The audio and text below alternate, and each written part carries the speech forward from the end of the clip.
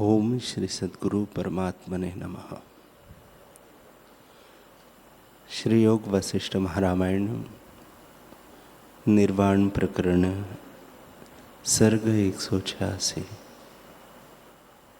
विद्याधरी बोली, हे मुनीश्वर, सब पदार्थ निरंतर अभ्यास से सिद्ध होते हैं। तुम्हारा शिला में दृढ़ निश्चय है, इससे तुमको शिला ही दिखती है और मुझको इसमें सृष्टि दिखती है। जब तुम्हारा संकल्प भी मेरे संकल्प के साथ मिले, तब तुमको भी यह जगत भासित हो। यह जगत जो स्थित है सो मेरे अंतवाहक में है। आदि वपु सबका अंतवाहक है,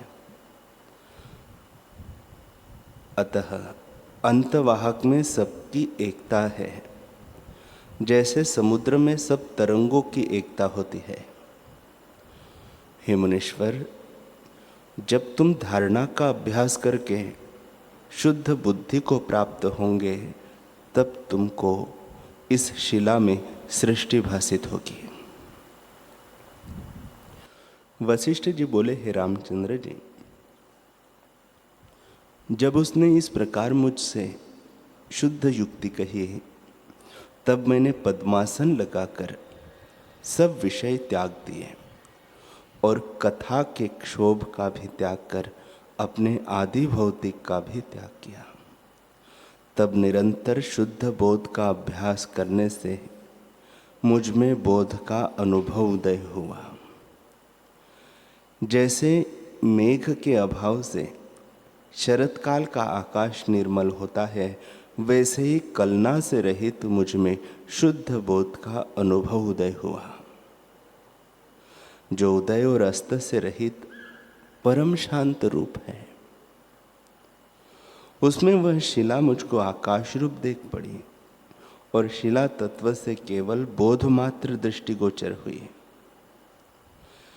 पृथ्वी आदि तत्व कोई मुझको नजर न आए, केवल अद्वैत आकाश आत्म तत्व मात्र अपना रूप ही दृष्टिगोचर हुआ। पर जब बोध मात्र से अंतवाहक रूप होकर स्पंदन फुरा, तब अंतवाहक से उस शिला में सृष्टि भासित होने लगी। जैसे मनोराज्य की सृष्टि होती है और बोध से भिन्न भिन्न नहीं होती, वैसे ही वह सृष्टि मुझको दिखी और शिला का रूप प्रतीत हुई। जैसे स्वप्न के ग्रह में शिला दिखे तो वह अनुभव ही शिला और ग्रह रूप होकर भासित होती है, कुछ भिन्न नहीं होता। वैसे ही वह शिला देख पड़ी।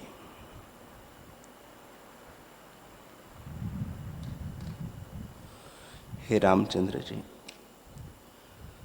जैसे मैंने आकाश रूप वह शिला देखी है, वैसे ही सब जगत चिदाकाश रूप है, कुछ द्वैत नहीं।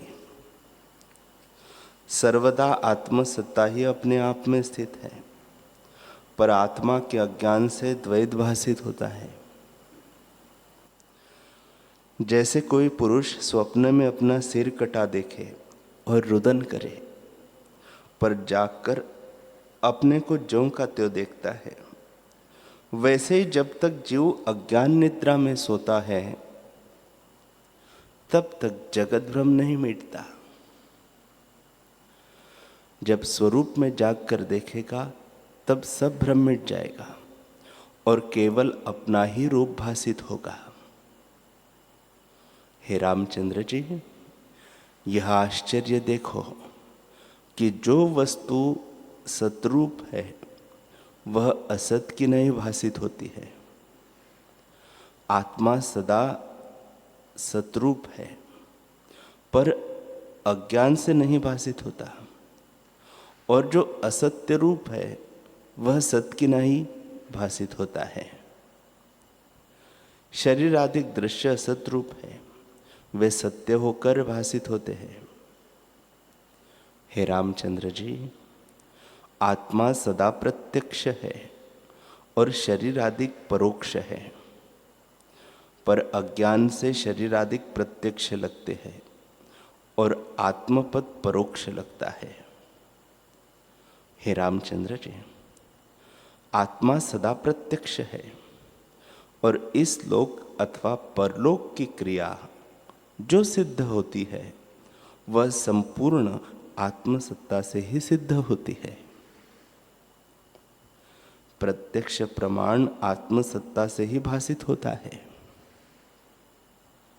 आदि प्रत्यक्ष आत्मा ही है और सब कुछ आत्मा के पीछे जाना जाता है।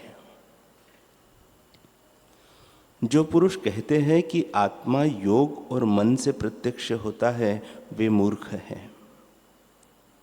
आत्मा सदा प्रत्यक्ष है और प्रत्यक्ष अधिक प्रमाण भी आत्मा से ही सिद्ध होते हैं। माया इसी का नाम है कि सदा अपरोक्ष वस्तु आत्मा को परोक्ष जानना और शरीर आदि असत्य को सत्य मानना। हे रामचंद्र जी, जितने जीव हैं उनका वास्तव रूप ब्रह्म ही है। उनमें आदि फुरना अंतवाहक रूप हुआ है, उसके अनंतर आदि भौतिक भासित होने लगा है। लोग भ्रम से आदि भौतिक को अपना रूप जानते हैं, पर जो सदा निर्विकार, निराकार, निर्गुण स्वरूप अपना रूप अनुभव है, उसको कोई नहीं जानता। सब जीवों का आदि शरीर अंतवाहक है। वह शुद्ध आत्मा का किंचन केवल आकाश रूप है और कुछ बना नहीं। संकल्प करके आदि भौतिकता दृढ़ हुई है, मिथ्या भ्रांति से भासित होती है। जैसे स्वप्न में आदि भौतिक शरीर भासित होता है, वैसे ही जागृत में आदि भौतिक शरीर भासित होता है। अंतवाहक अविनाशी है। इस लोक और परलोक में इसका नाश नहीं होता। वास्तव में बोध स्वरूप से भिन्न कुछ नहीं, भ्रम से आदि भौतिक दिखता है। जैसे सूर्य की किरणों में जल, सीपी में रूपा, रस्सी में सर्प और आकाश में दूसरा चंद्रमा दिखता है, वैसे ही भ्रम से अपने में आदि भौतिक शरीर भासित होता है। हे रामचंद्र जी, यह आश्चर्य है कि सत्य वस्तु असत्य लगती है और जो असत्य वस्तु है वह सत्य लगती है। इसका कारण अविचार है। यह मोह का महात्म्य है कि सबका आदि जो प्रत्यक्ष आत्मा है उसको लोग अप्रत्यक्ष और अप्रत्यक्ष जगत को प्रत्यक्ष जानते हैं। हे राम जी, यह जगत भ्रम से भासित होता है और स्वप्न की नहीं मिथ्या है। जिन पदार्थों को जीव सुखरूप मानते हैं वे दुख के कारण हैं, क्योंकि इनका परिणाम दुख है। इनसे प्रथम क्षीण सुख लगता है और फिर उनके वियोग से दुख होता है। इसी कारण इनका नाम आपात रमणीय है। इनको पाकर शांतिमान कोई नहीं होता। जैसे मृग तृष्णा का क्षीण सुख होता है और फिर उसके वियोग से दुख होता है, क्योंकि उस जल को पाकर कोई तृप्त नहीं होता, वैसे ही विषयों के सुख से कोई तृप्ति नहीं होती। जो उनमें लगते हैं वे मूर्ख है। जो अति उत्तम सुख है वह अनुभव से प्रकाशित होता है। उसको त्याग कर विषय के सुख में जो लगते हैं वे मूर्ख है। वे शुद्ध आकाश रूप अंतवाहक में जगत देखते हैं। हे रामचंद्र जी, जगत जाल हुए कि नहीं भासता है तो भी हुए नहीं है। जैसे स्थाणु में पुरुष दिखता है तो भी हुआ नहीं, और जैसे सुवर्ण में भूषण दिखते हैं वैसे यह जगत प्रत्यक्ष दिखता है पर कुछ नहीं है। हे रामचंद्र जी, प्रत्यक्ष प्रमाण भी नहीं है, तब अनुमान आदि प्रमाण कहां से सत्य हो। जैसे जिस नदी में हाथी बहे जाते हैं उसमें रुई के फाये बहने में क्या आश्चर्य है, वैसे ही प्रत्यक्ष प्रमाण के विषय जगत को जब असत्य जाना तब अनुमान प्रमाण से क्या वह सत्य होता है। हे रामचंद्र जी, केवल बोध मात्र से जगत कुछ बना नहीं। हमको तो सदा ऐसे ही लगता है, पर अज्ञानी को जगत भासित होता है। जैसे किसी पुरुष को स्वप्न में पर्वत देख पड़ते हैं और जागृत पुरुष को नहीं दिखते, वैसे ही अज्ञानी को यह जगत दिखता है, पर हमको तो आकाश, समुद्र, पर्वत सब केवल बोधमात्र लगते हैं। जैसे कथा के अर्थ श्रोता के हृदय में होते हैं और जिसने नहीं सुनी उसके हृदय में नहीं होते, वैसे ही मेरे सिद्धांतों को ज्ञानवान जानते हैं, अज्ञानी नहीं जान सकते। हे रामचंद्र जी, जितना कुछ आदि भौतिक जगत दिखता है वह अप्रत्यक्ष है और आत्मा सदा प्रत्यक्ष है। जो इस लोक अथवा परलोक का अर्थ है वह अनुभव से सिद्ध होता है, क्योंकि सबका आदि अनुभव प्रत्यक्ष है। उसको त्याग कर जो देहादिक दृश्य को अपना रूप जानते हैं और इन्हीं को प्रत्यक्ष जानते हैं, वे मूर्ख पशु और पत्थर से हैं और सूखे तृण की नहीं तुच्छ है। जैसे भ्रमण से पर्वत आदि पदार्थ घूमते लगते हैं, वैसे ही अज्ञानी को आदि भौतिक भासित होते हैं। हे रामचंद्र जी, यह सब जगत परोक्ष है, क्योंकि इंद्रियों से प्रत्यक्ष होता है। जो नेत्र होते हैं तो रूप दिखता है, और जो नेत्र न हो तो न दिखे। इसी प्रकार सब इंद्रियों के विषय है। जो हो तो दिखे नहीं, जो हो तो दिखे, नहीं तो न दिखे।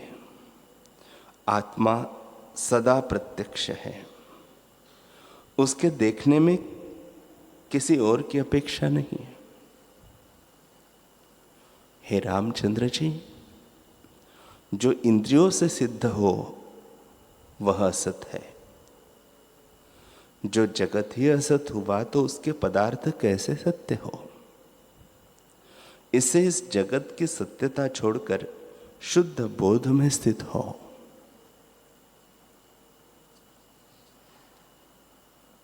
श्री वशिष्ठ जी बोले, हे रामचंद्र जी, जब मैं उस शिला को बोध दृष्टि से देखता तब वह मुझको ब्रह्मरूप लगती, और जब संकल्प दृष्टि से देखता तब पृथ्वी, द्वीप, समुद्र, पर्वत, लोक, लोकपाल, सूर्य, चंद्रमा, तारांगण, पाताल संयुक्त जगत दिखता। जैसे दर्पण में प्रतिबिंब दिखता है वैसे ही आत्मा रूपी आदर्श में जगत दिखता है। तब देवी ने शिला में प्रवेश किया और मैं भी संकल्प रूपी शरीर से उसके साथ चला गया। हम दोनों जगत के व्यवहार को लांघते गए और जहाँ परमेष्ठी ब्रह्मा का स्थान था वहाँ जा बैठे। तब देवी ने कहा, हे भगवान,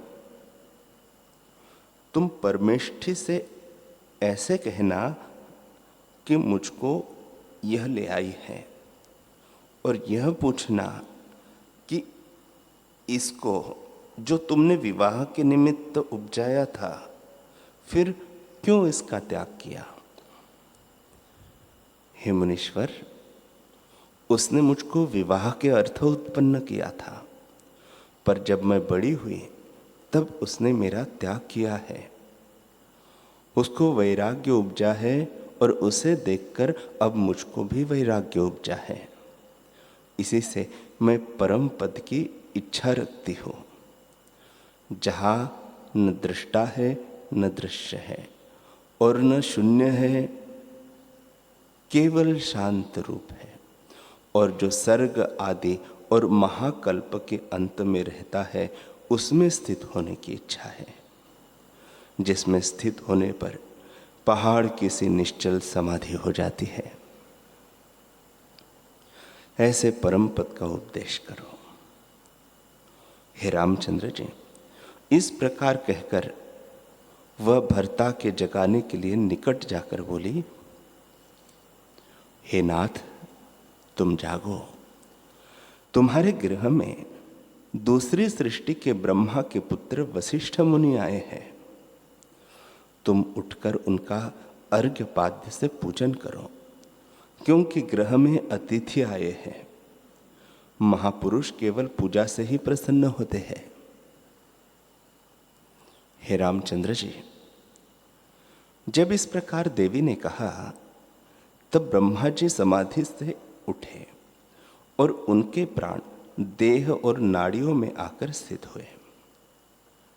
जैसे वसंत ऋतु से सब वृक्षों में रस हो आता है, वैसे ही उनकी दशों इंद्रियों और चारों अंतःकरण में शने शने करके प्राण स्थित हुए और सब इंद्रियां खिलाई।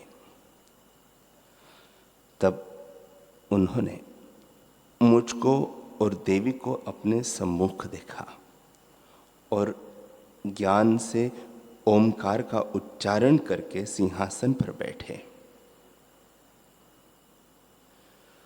ब्रह्मा जी के जागने से बड़ा शब्द होने लगा और विद्याधर, गंधर्व, ऋषि मुनि आकर प्रणाम करके स्तुति और ध्वनि से वेद पाठ करने लगे।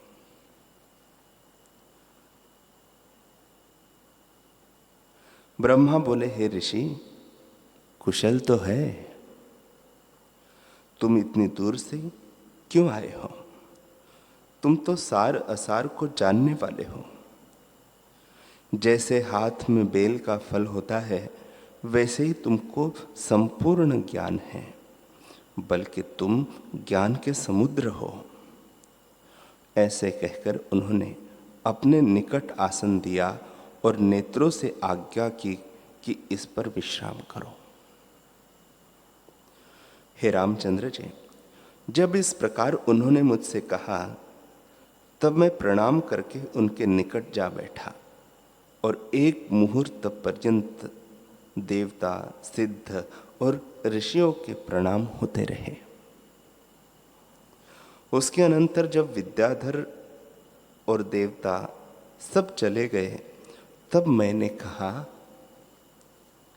हे भूत भविष्य वर्तमान तीनों कालों के ज्ञाता ईश्वर परमेष्ठी, तुम ऊंचे आसन पर विराजमान हो और साक्षात ब्रह्म ज्ञान के समुद्र हो।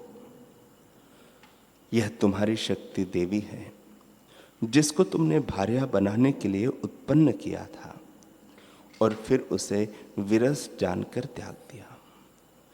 तुम्हारे वैराग्य से इसको भी वैराग्य उपजा है, इसलिए यह मुझको यह ले आई है कि तुम परमात्म तत्व की वाणी से हमको उपदेश करो। सो इससे इसका क्या अभिप्राय है? ब्रह्मा बोले, हे मुनीश्वर, मैं शांत, अजर, अमर रूप हूं और मुझ में उदय अस्त कदापि नहीं होता। मैं परम आकाश रूप हूँ और अपने आप में स्थित हूँ। न मेरी कोई स्त्री है और न मैंने किसी को उत्पन्न किया है। तथापि जो वृत्तांत हुआ है वह मैं कहता हूँ, क्योंकि महापुरुषों के सामने ज्यों का त्यों कहना चाहिए। हे मुनीश्वर, आदि शुद्ध चिदात्मा चिन्मात्र पद है। उसका किंचन जो अहम होकर फुरा है, उसका नाम आदि ब्रह्मा है, वही मैं हूं।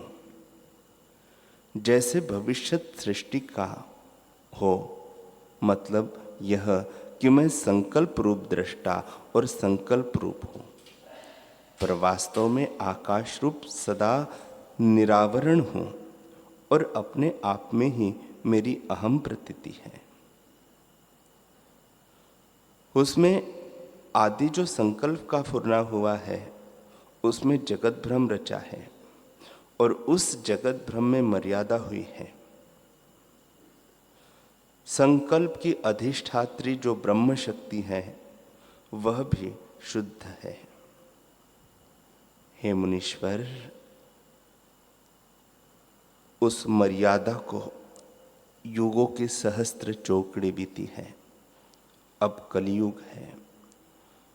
कल्प और महाकल्प की मर्यादा पूरी हुई है। इससे मुझको परम चिदाकाश में स्थित होने की इच्छा हुई और इसी से इसको निरस जानकर मैंने त्याग दिया है। जब इसका त्याग करूंगा तब निर्वाण पद को प्राप्त होऊंगा, क्योंकि यह मेरी इच्छा वासना रूप है। वासना का त्याग हो तो निर्वाण पद प्राप्त हो। यह जो शुद्ध चित्त कला है, इसने धारणा का अभ्यास किया था। इससे इसमें अंतवाहक शक्ति प्राप्त हुई है। अंतवाहक शक्ति से यह आकाश में उपजी है और संसार से विरक्त हुई है। आकाश मार्ग में इसको तुम्हारी सृष्टि दिखी और परम पद पाने की इच्छा से इसको तुम्हारी संगति प्राप्त हुई। इससे तुम्हारी शरण आई है और तुमको ले आई है। जो श्रेष्ठ है वे बड़ों की शरण जाते हैं। यह अपने कल्याण के लिए तुमको ले आई है। हे मुनीश्वर, यह मेरी मूर्ति रूप वासना शक्ति है। पहले मैंने इसको उत्पन्न करके इस जगत जाल को रचा, पर अब मुझको निर्विकल्प निर्वाण पद की इच्छा हुई है। इससे मैंने इसका त्याग किया है।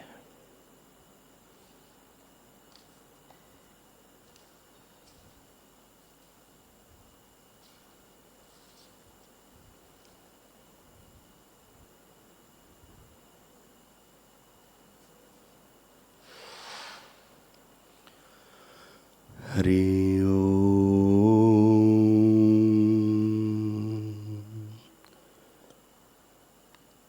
हरि